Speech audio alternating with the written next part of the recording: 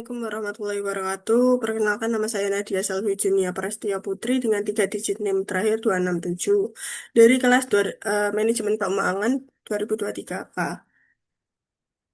Jadi pada kesempatan kali ini saya akan menjelaskan analisis teknikal pada perusahaan Mustika Ratu dengan nama emiten Emrat.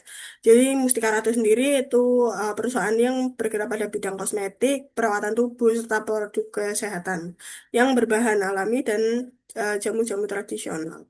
Nah, tujuan analisis tersebut saat ini juga apa ya?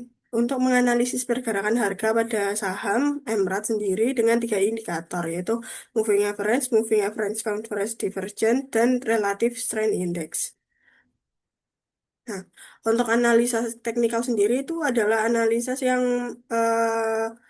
digunakan untuk mempelajari pergerakan harga saham berdasarkan data historis harga dan volume perdagangan. Nah, analisis ini bertujuan untuk mengidentifikasi pola pergerakan harga sehingga dapat membantu investor dalam menentukan keputusan investasi.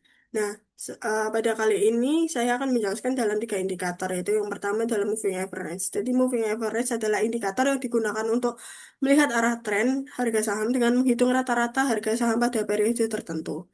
Yang kedua adalah MACD, yaitu indikator yang digunakan untuk mengidentifikasi perubahan tren dan sinyal perdagangan. Untuk MACD sendiri itu ada dua, yaitu garis MACD dan garis sinyal.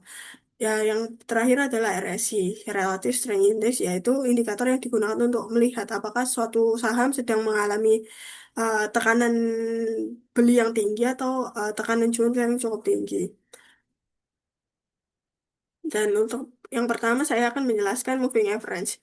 Bisa kita lihat di sini moving average pada bulan Mei, bulan sekitaran bulan Mei hingga Maret hingga Mei itu menunjukkan bahwa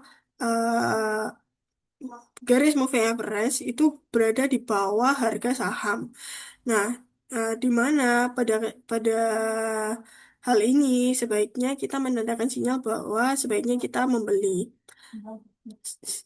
Nah, jika garis moving average dan harga saham berpotongan, lalu garis moving average ada di atas harga saham, maka menunjukkan sinyal bahwa sebaiknya kita menjual harga saham tersebut.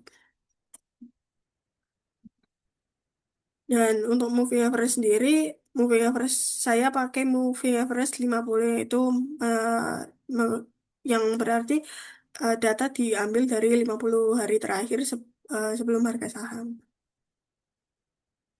Yang kedua adalah MACD. MACD sendiri itu eh, bisa kita lihat di sini pada sekitaran Juli itu terjadi bullish crossover yang dimana ada perpotongan garis golden cross. Nah, eh, kenapa bisa dikatakan bullish crossover? Karena pada di perpotongan ini itu perpotongan garis ini garis MACD itu berada di atas garis sinyal, di mana garis sinyal adalah garis yang merah.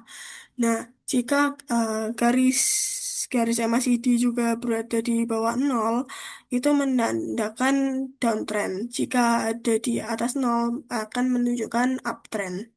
Dan kebalikannya pada 2026 sekitaran bulan Februari terjadi perpotongan garis, namun garis ini disebut sebagai garis dead cross, yang dimana garis MACD itu ada di bawah garis sinyal, yaitu menunjukkan sinyal untuk ini ya, apa menjual.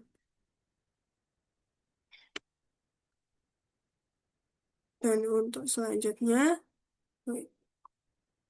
ini adalah RSI, yaitu Relative Strength Index.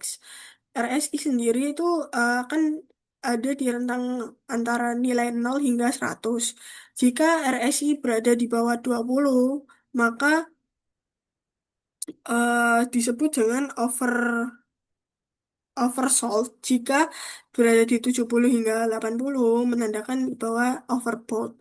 Dan yang dimana jika overbought, maka harga saham akan turun karena RSI sendiri akan menyesuaikan di tengah-tengah rentang nilai tersebut. Dan jika RSI berada di bawah 20, dia akan menyesuaikan untuk harga sahamnya akan menyesuaikan ke atas juga. Nah, jika overbought, sebaiknya menandakan sinyal bahwa sebaiknya kita menjual sahamnya. Jika pada oversold, sebaiknya kita membeli saham tersebut. Bisa dilihat pada data berikut kalau oversold terjadi pada bulan Februari dan Juni 2026. Nah, jadi kesimpulannya bisa kita lihat bahwa saham Emirates menunjukkan sinyal beli yang kuat pada pertengahan tahun 2025 dan juga eh, sinyal jual pada 2026. Sehingga ketiga indikator tersebut memberikan hasil yang konsisten dan saling mengkonfirmasi sehingga dapat digunakan sebagai dasar dalam mengidentifikasi perubahan tren serta menentukan waktu yang tepat untuk melakukan pembelian maupun penjualan saham. Sekian presentasi dari saya. Jika ada salah kata ataupun kalimat, mohon dimaafkan. Terima kasih.